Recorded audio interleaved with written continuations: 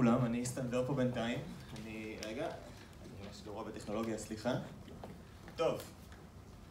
יש כמו איזה חלק מטברנאים. טוב, אז אני שר.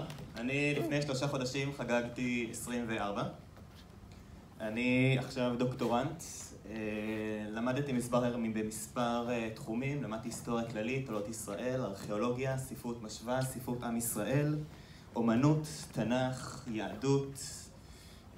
אנחנו הולכים בהרצאה הזאת לאחד, כן, אני רואה את החברים פה סופרים לי, אנחנו הולכים פה לאחד בהרצאה הזאת מספר תחומים מהפסיכולוגיה, מהסוציולוגיה, מהארכיאולוגיה, מהכל. ולמעשה הדוקטורט שלי עוסק בדבר הבא. איך ניתן לגרום לבן אדם לעשות, לחשוב, להרגיש ולרצות דברים? איך אני יכול לגרום לכל בן אדם להימשך, לכל בן אדם, לא משנה מה המין, מה המגדר או מה הזהות המגדרית שלו? נראה לכם מוזר, תמוה? חכו לסוף ההרצאה שלי. מובנים? אני רק מזהיר מראש, אני קצת היפר, אז אני הולך לרוץ פה הרבה או ליפול הרבה. טוב, בואו נתחיל מסוקרטס. לפני 2500 שנים יש לנו אדם בשם סוקרטס. סוקרטס היה אדם שאהב לשאול המון שאלות. לשאול שאלות ובכלל להבין למה המציאות קורית כמו שהוא קורה. הוא בא לאיזה לוחם ושואל אותו, תגיד לי, מה זה כאב? הלוחם לא חיכה פעמיים ואמר, אתה מכיר את זה שכידון מפלח לך את הלב? איך שהוא מפלח לך את הלב, זה כואב. סוקרטס עצר לרגע ואמר, רגע, ואם עכשיו בת הזוג שלך, אם עכשיו בן הזוג שלך בוגד בך, זה לא כואב? אותו לוחם עצר רגע, חשב, וכשהוא בא להגיב הוא פשוט לא ראה את סוקרטס. סוקרטס הלך. אם אני אנסה להגדיר בננה, יש כאלה שהגדירו אותו בתור פרי, עומר עצמו יגדיר אותו בתור עשב, אין שום בעיה. יגדיר אותו כצהוב, יגדיר אותו כמתוק, כטעים וכולי וכולי. אבל אם אני אראה עכשיו את הבננה, במקום צהובה אני אראה אותה כבננה שחורה. האם היא עדיין תישאר בננה? אותו דבר לגבי כיסא.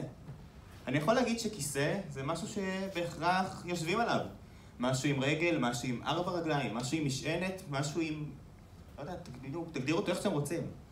אבל אם עכשיו אני בונה לכם, לא יודע, אני יצירתי, אני מכין לכם כיסא מחרא של פרות ושם אותו במוזיאון, הוא לא מיועד לישיבה. האם הוא עדיין כיסא? בעצם אנחנו מגדירים דברים לפי איך שאנחנו בוחרים להגדיר אותם. שום דבר לא קיים בהכרח, אין 100% לשום דבר. אין אמת אחת. אין אמת אחת ואין יוצר.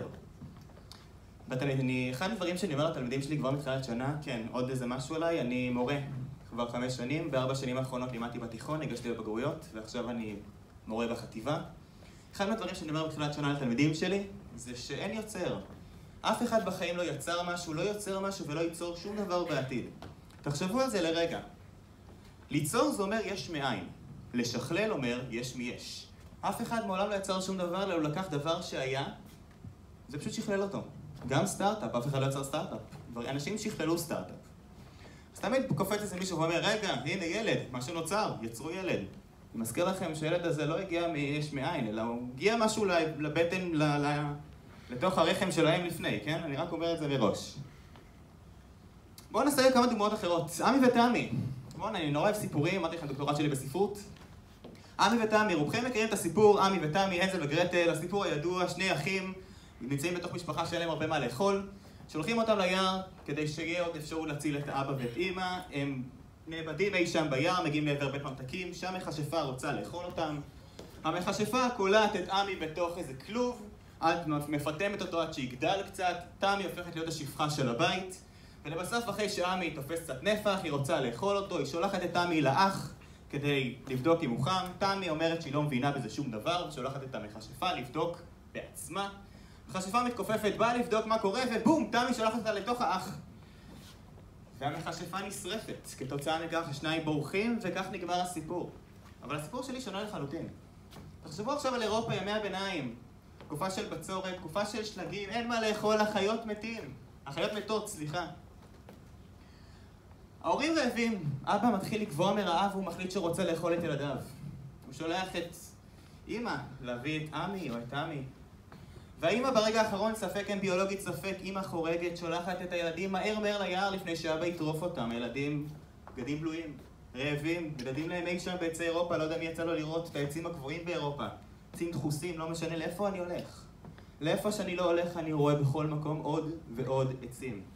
ובסוף הם רואים בקתה קטנה בין העצים, בקתה כזאת קטנה עם עשן, בקתה חשוכה.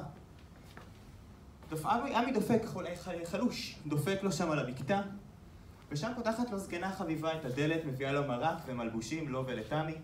ולאחר שילדים היו שבעים, הם זרקו את הזקנה לתנור והביאו את הבשרה להורים שגבעו. איזה כיף להגיד שהיא הייתה מכשפה ושהיה בית ממתקים, פשוט ברגע שהיא מתה הכל התנדף. לא יודע אם שמעתם על צד מכשפות של ימי הביניים. הסיפור הזה עכשיו סיפרתי לכם הוא בכלל סיפור של הזקנה, לא סיפור של ילדים. זוכרים שאמרתי לכם שאין אמת אחת? עוד סיפור אחר שבא לי להרוס לכם זה דווקא את יונתן הקטן. יונתן הקטן רץ בבוקר על הגן, הוא טיפס על העץ, אפרוחים חיפש, אך אוי ואבוי לו השבב, חור גדול למכנסיו, מן העץ התגלגל וכולי וכולי. בואו נתחיל קצת מההתחלה, יונתן הקטן. מישהו אמר שקטן זה ילד, ואם זה יונתן הקטן ראש מאפיה בשם יונתן הקטן? רץ בבוקר על הגן, מי אמר שמדובר בגן ילדים ולא באיזה גן של צמחים, של עצים וכולי וכולי. אז אמרנו שראש מאפיה בשם יונתן הקטן רץ בבוקר לאיזשהו גן. טיפס על עץ אפרוחים חיפש, אני לא יודע מה איתכם, אני יודע שאפרוח פורח, הוא נהיה צ'יקן. ועל העץ יש לי גוזל אוכל אוכלים, אוכל כזה כל מיני תולעים נאורים, גוזל אוכל מהם. זאת אומרת, רק אומר, שאם יונתן הקטן רץ לאיזשהו גן כדי לחפש אפרוח על עץ, משהו לא מסתדר לי בסיפור. זוכרים שאמרתי שאין אמת אחת? אז סוקרטס, בסופו של דבר כמו אביב גפן, גם את סוקרטס האשימו שהוא מדרדר את הנוער, רק מה לעשות שסוקרטס שלחו לאבדון.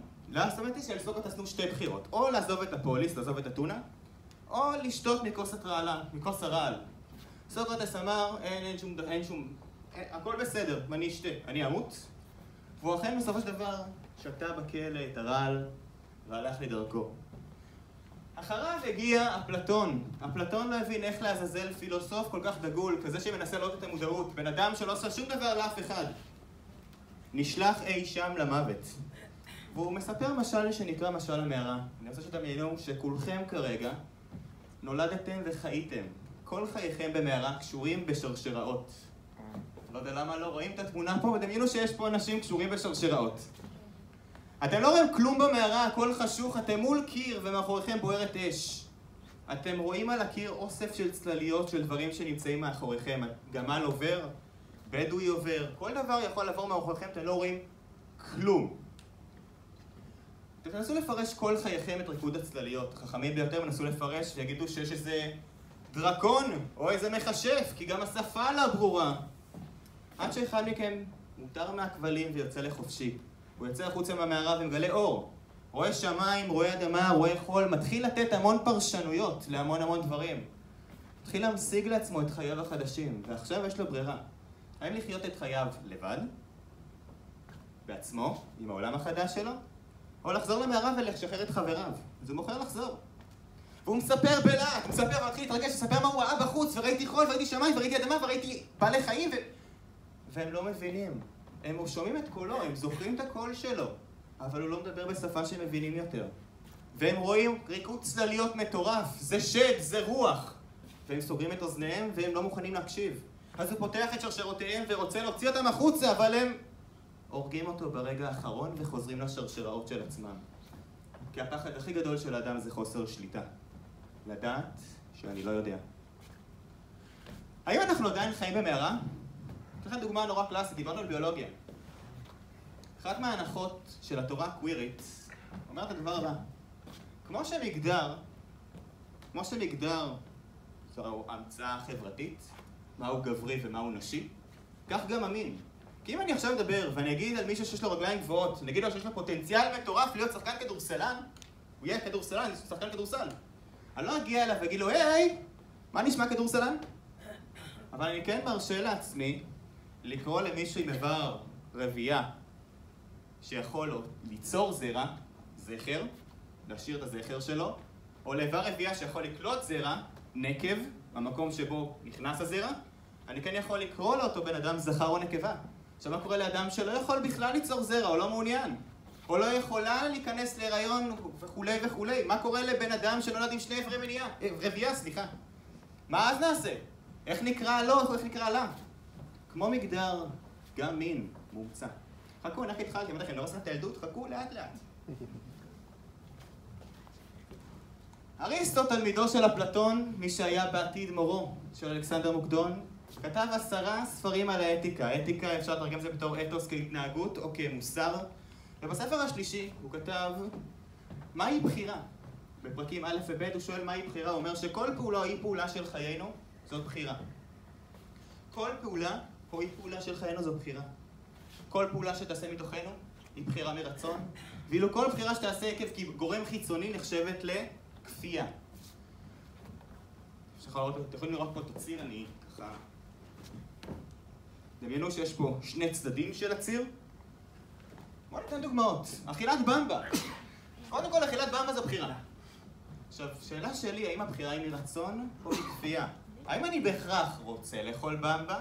כבר מילדות רציתי לאכול במבה, או ראיתי שאנשים אוכלים במבה ובא לי לאכול, או שהטעם נורא ממכר אותי וכולי וכולי, כי הרי במבה זה לא מוצר, לא יודע, מוצר שהוא בריא. כנ"ל לגבי לנשום.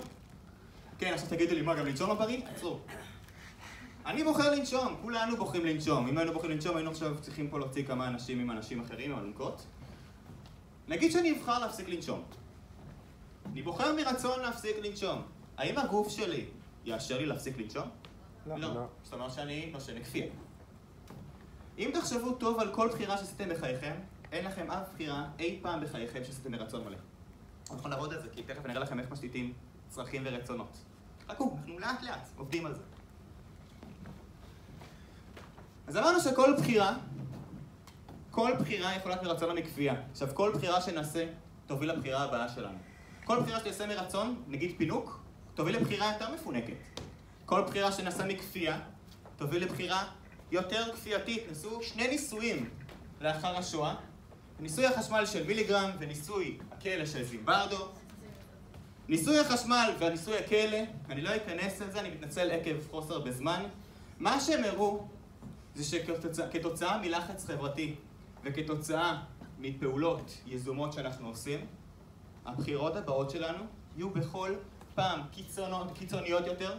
אנחנו נגיע למצב שאנחנו נחשמל אנשים עד המוות, בידיעה או שלא בידיעה. נאנוס אנשים ונקה אותם, כמעט למוות, בידיעה גמורה. כי כל בחירה תוביל לבחירה הבאה שלנו, ותהיה יותר קיצונית בכל פעם מחדש. הנסיינים בשניהם מעולם לא היו עבריינים, הם היו סטודנטים. הם היו אנשים כמוני כמוכם, שבסך הכל עשו בחירות בחיים. זה כבר הופרך, הניסוי הזה. זה כבר הופרך אנחנו קוראים לזימברדו? כן. עשו עליו אחר כך ניסוי שני. ניסוי שני וזה לא הופרך. לא משנה, אחר כך יש לנו קרימינולוגיה, יש לנו את הקרימינולוגית פה, היא תדבר איתנו גם על אהבה ופשע, תן לזה את הזמן של זה. אוקיי, שימו לב, לא משנה איזו בחירה נעשה על הציר, כל אחד יפרש את הבחירה במקום אחר על הציר. אתן לכם דוגמה פוליטית, ואני לא נכנס לדוגמה הפוליטית הזאת. למשל משפט עזריה. חלק יראו את זה על רצון וחלק יראו את זה על בחירה. יש המון מקומות, ואפשר לשפוט את זה בכל הרבה אפשרויות, וכל אחד עם המוסר שלו. אני לא נכנס לזה כי עוד פעם, אנחנו לא כנס פוליטי וזה לא רלוונטי. אני רוצה להראות לכם שסך הבחירות שלנו מאפיין את האישיות שלנו, וכל אחד יראה כל בחירה על כל אזור בציר. נתחיל וניגע בעצם בחומר של היום. והדוקטורט שלי, או יותר נכון, התיאוריה הפסיכולוגית שלי, נקרא התבנית הדינמית במעגל האינסופי. כל אדם שיושב פה הוא למעשה תבנית דינמית, תבנית תלת-ממדית של X, Y, Z. לכל אחד יש X תכונות וכישורים שאיתם הוא נולד. יש סוג של Y צרכים, מזה היררכיה מסוימת כמו של מאסלו עם צורך דומיננטי ספציפי, ותהליכים שעוברים בראשו. יש לי היררכיה צרכים שמתורגמת למחשבה, מימשתי או לא מימשתי צורך, שמתורגמת לאותות מצוקה פנימיים בשם רגשות. איך אני מרגיש ביחס לחשיבה הזאת? מימשתי צורך, לא מימשתי, אני שמח, אני עצוב, אני לחוץ. שמתורגם לאותות מצוקה חיצוניים, כמו שפת גוף, נגיעות קטנות באצבעות, כאן בגת לחץ, נגיעות בפנים. למטה, באמצע, חלק העליון, משחק עם השיער, משיכה עם השיער. כל דבר קטן כזה משפיע. לידי יש המון תבניות. או שאני מושך אותם אליי, או שאני דוחף אותם, או שאני סתם לא בא איתם בכלל במגע. בתוך מעגל של ערכים ונורמות. למה המעגל הזה הוא אינסופי? כי כל נורמה וכל ערך אפשר להקצין. אין ערך אחד שהוא יחיד, שהוא סטטי. ולכן זאת תבנית דינמית במעגל אינסופי. יש לנו 4 סוגים של מערכות יחסים. מערכת יחסים ראשונה היא מערכת יחסים חברית מכרית, שאני פוגש בן אדם, פוגש תבנית. הוא מכר, בן אדם מכר, אני לא יודע עליו שום דבר. הכל בנוי על תלות ושליטה, אני גם מספק צרכים, ואני גם מסופק על ידי צרכים. ככל שהצרכים יותר מסופקים, ככה בן אדם יותר חבר שלי. ממכר הוא נהיה חבר טוב יותר. אז יש לי הזדהות והשתייכות והערכה וכל כך הרבה צרכים שונים. אבל הוא לא כמו המערכת השנייה, שותפית. מערכת שותפית היא כמו החברית, אבל אין פה עניין של חברות, אלא יותר שותפות חוזית. הבן אדם שמולי יכול להיות שותף לדירה, שותף לפרויקט, שותף לעבודה, יזיזות. יודעים מה הצרכים שהם מקבלים? וזהו. זוגית. אני ארוס לכם גם את מה שחשבתם עד עכשיו לגבי זוגית. תקשורת חוזית, אינטימית, רגשית. נכון, יש פה עניין יותר אינטימי, אבל שימו לב, כמו שגם נאמר במשנה, כל אהבה אשר תלויה בדבר, כשדבר בטל, אהבה בטלה. תמנו רגע משחק שחמט. לכן נדבר על הגרעינית. דמיינו משחק שחמט. כמו שאתם רואים, משחק שחמט זה קצת שונה. יש פה מלא דמויות. לכולנו יש משחק שחמט כשאנחנו מדברים עם אנשים. לכולנו יש מלך, זה האגו שלנו. אנחנו לא רוצים שהוא ייפגע חלילה. אנחנו מגנים עליו בחירוף נפש, כי ברגע שהוא נפגע, הפסדנו. ויש לנו מלא חיילים, מלא מנגנוני הגנה. הפרה שלי, היפראקטיביות. הצריח שלי, אדישות. המלכה המניפולטיבית יודעת להגיע קדימה, אחורה ולצדים ולחזור חזרה ולדעת איך לחרפן את הבן אדם כדי שחלילה לא יפגע בה. הרץ חותך וכולי וכולי. כל אחד משתמש במנגנון נורא דומיננטי משלו. המטרה שלנו במשחק השחמט זה להגיע ליריב שלנו, לזהות את מנגנוני ההגנה של היריב, להפיל אותם ולהגיע למלך כדי לכסח אותו. אם ניצחנו, מעולה. כל היררכת הצרכים שלנו משתנה לצורך דומיננטי חדש. עכשיו השאלה אם הבן אדם, הפרטנר שלי, יכול לספק את זה או לא. אם הוא מספק את זה, אני נשאר איתו בקשר חדש ומגניב. אם לא, אני עוזב הלאה, אבל הוא עדיין תלוי בי. אז הוא יחפש את מה שנקרא ריבאונד. מכירים? במערכות יחסים זוגיים? אלמנט הריבאונד, לחפש את מי שיספק את הצורך שנשאר לי עם אותו בן אדם. אבל יש לי מערכת יחסים הרביעית שנקראת גרעינית. במשחק השחמט הזה הוא שונה לחלוטין. מי שיצליח להגיע למערכת הזאת יהיה הבן אדם המאושר בעולם. גרעינית היא לא זוגית, היא לא חברית ולא שותפית. זאת מערכת יחסים החלטית. זה לא אני ואתה, זה אני ואנחנו, זה בעצם אנחנו. היררכת הצרכים שלך הופך להיות חלק מהיררכת הצרכים שלי. אני לא גורם לך לחייך כי זה גורם לך להרגיש טוב יותר, אלא החיוך שלך גורם לי להרגיש טוב יותר. במשחק השחמט הזה, אני לא אנסה להפיל את המלך שלך כדי להגן עליך, כדי להגן, עליי ונצח. אני אנסה להגן על המלך שלך על ידי כך שאני אביס את המנגונים שלך כדי להגן עליך ולשמור אותך כמה יותר קרוב אליי. כי זה אני ואנחנו ולא אני ואתה. וכאן יכולה להיות מערכת יחסים חברית גרעינית, שותפית גרעינית וזוגית גרעינית. אבל שימו לב, אי אפשר להכיל כל כך הרבה אנשים, לכן לא יכולים להיות כל כך הרבה חברים הכי טובים. אין פה אדם אחד בקהל שיש לו יותר מ3 חברים הכי טובים, שזה בכלל שיא. לא רובם יש 1, 2. אי אפשר להגיע ל3 חברים הכי טובים, כי אי אפשר להכיל כל כך הרבה אנשים. זה טלפונים, זה שיחות, זה פגישות, זה כל כך הרבה להכיל. לכן גם אפשר גם לא לראות את הבן אדם כעבור שנה, שנתיים, ופתאום לדבר איתו כאילו לא עברו שנתיים. כי זה משהו אחר מערכת יחסים חלטית. לכן, דרך אגב, זוגית יכולה להיות גם מונוגמית וגם הרבה מערכות אחרות. פוליאמורית, סליחה, ברכה לי המילה, זה קורה. זה יכול להיות כל כך הרבה אפשרויות, כל כך הרבה דרכים. אין אהבה אחת, אין דרך אחת לאהבה. כל שאלה של איך אנחנו עושים את זה. אז בואו נדבר רגע לקראת סיום על 2 תיאוריות, תיאוריית האותות ותיאוריית המשיכה. למעשה אנחנו נמשכים לדברים על ידי אוסף של טראומות. אם הפסיכולוגיה המטרה של לזהות טראומות ולפתור אותה, התיאוריה שלי מטרתה להשתית טראומות. אנחנו חיים על ידי טראומות. תכף נבין איך זה עובד. אנחנו כל הזמן תואמים, מריחים, רואים, נוגעים ושומעים דברים. אבל שימו לב לדבר הנקודתי הבא. אנחנו שומעים דברים, אנחנו לא מקשיבים, אנחנו שומעים דברים. ברוב הזמן אנחנו לא מודעים למה שעובר עלינו. לכן כשאנחנו בגיל צעיר אנחנו יכולים נורא להירתע מטעם או מריח או ממשהו, ובגיל נורא מאוחר פתאום לאהוב את זה. והפוך, אני יכול נורא לאהוב משהו ופתאום בגיל מאוחר לא לסלוד מזה ואפילו לא יכול להתקרב לזה. אני בטוח שיש פה איזה משהו מכל אחד מכם שיכול איכשהו להתחבר לרעיון הזה. תחשבו עכשיו שזה משהו שהוא בא בצורה נורא מודעת. איך זה בא לידי ביטוי? על ידי החושים שלנו. כשאני יודע להפעיל חוש של בן אדם, כשאני יודע לשלוט בבן אדם עצמו בצורה חושית, כשאני יודע פיזית להשתית טראומה מסוימת, זה עובד בצורה מדהימה, כי אותות יכולות להיות כשפת גוף. זוכרים אוקיי, ניתן לך דוגמה אחרת. אני ברחוב. אני עכשיו רואה בן אדם מולי. אני אסתכל לו לתוך העיניים. הבן אדם הזה שהולך מולי יכול להסתכל לי לתוך העיניים, להשפיל מבט, או לא יודע, כל תגובה אחרת. אבל אוטומטית גרמתי לו להגיב בצורה אחרת ממה שהוא התכוון להגיב. על ידי המבט שלי גרמתי לו לשנות את שפת הגוף שלו. אז בעקבות שינוי של שפת הגוף שלו, הוא שינה את הרגש שלו. בעקבות שינוי הרגש, הוא שינה את החשיבה שלו, וכתוצאה מכך יש לו צורך דומיננטי חדש. כלומר, שרק על ידי מבט אני יכול לגרום לו לעשות, לחשוב, להרגיש ולרצות דברים שונים לחלוטין. עכשיו, עד כה אני עושה את זה בלי שאני שולט בזה. תכף נראה איך אני כן יכול גם לשלוט בזה. תיאוריות האחרונות שלי נקראות תיאוריות הבושה ותיאוריות הארון. נניח שכולכם מכירים את בגדי המלך חדשים, יש פה מישהו שלא מכיר את הסיפור בהצבעה, כדי שאני אדע אם נחזור על זה או לא? אוקיי. יש מלך, והמלך הזה רוצה נורא בגדים חדשים, הוא נורא אוהב בגדים חדשים. והוא מזמין את כל החייטים מכל הממלכה, כל הזמן לתפור לו בגדים חדשים, עד שהוא נתקל בשני נוכלים. והנוכלים לא עושים שום דבר במשך תקופת הזמן שהם צריכים לתפור, עד שבסופו של דבר המלך מגיע, והנוכלים אומרים, יש לנו בגד מיוחד. הבגד המיוחד הזה הוא בגד שרק חכם יוכל לראות ולהרגיש. המלך רוצה להרגיש טוב עם עצמו, הוא אומר, אני חכם, אני רואה את הבגד, בואו תלבישו אותי. והוא יוצא החוצה לתהלוכה. יוצא לתהלוכה עם הבגד החדש. כל הממלכה בקוריוזים שומעים על הבגד החדש שרק חכם יכול לראות, ומתלחשים אחד עם השני, מה זה, אין לו בגדים? יש לו בגדים, אין לו בגדים. אתה לא רואה, אתה לא חכם, הנה, יש לו בגדים. וכל אחד מתלחש עם השני, עד שקופץ הילד שצועק, המלך הוא עירום. שמה שאנחנו לא יודעים מהסיפור הזה זה הדבר הבא. כשילד צועק המלך הוא עירום, המלך מתבייש, זה נכון. אבל כתוצאה מכך יש שיח של בושה. ומי שמתבייש כעקב שיח של בושה, זה הילד. הוא לא מתבייש כי הוא אמר שהמלך הוא עירום. הוא מתבייש מהשיח של הבושה. אם לא נתבייש, לא ניצור סובייקט בחיים. היינו כולנו אותו דבר. הסיבה שכולכם מתלבשים בצורות שונות, עונדים דברים שונים, טבעות, צמידים, לא יודע מה.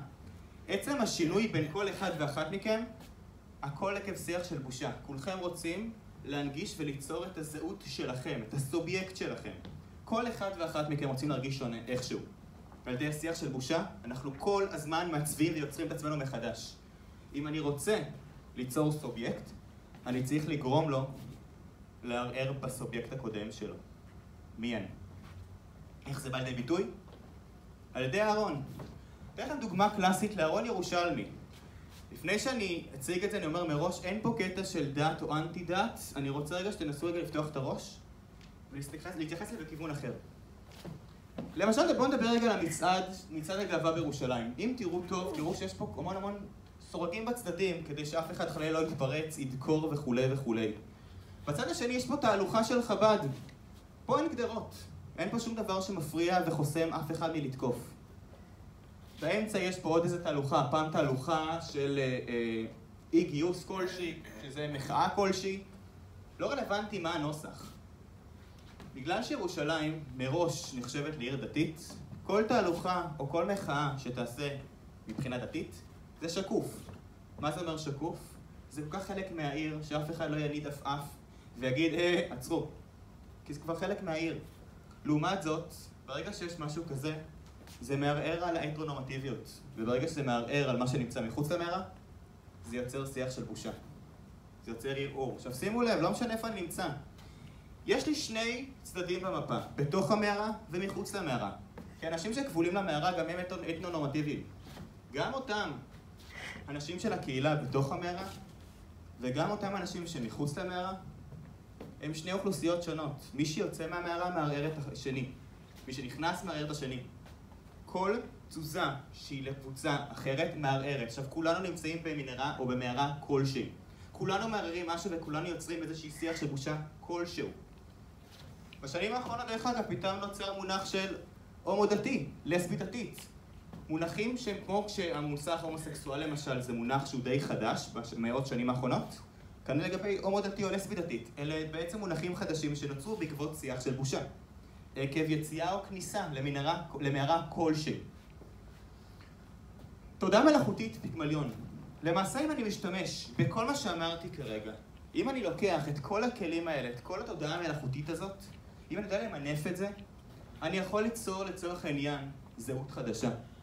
אם תסתכלו פה על התמונות, אתם תראו את הדבר נורא יפה. כל זהות. יותר נכון, כל צורך שלנו זו זהות כלשהי. אנחנו לא זהות אחת, אנחנו יכולים להיות אבא, אמא, בן, אח, עובד, מנהל, תלמיד וכו' וכו'. אבל מעבר לזה, כל צורך שלנו זו זהות. סך הצרכים שלנו עם סך הזהויות שלנו יכולים להיות כל דבר. מכאן שגם ניתן להימשך לכל דבר, ואפשר שלא להימשך לכל דבר, והכל ניתן לשינוי. תודה.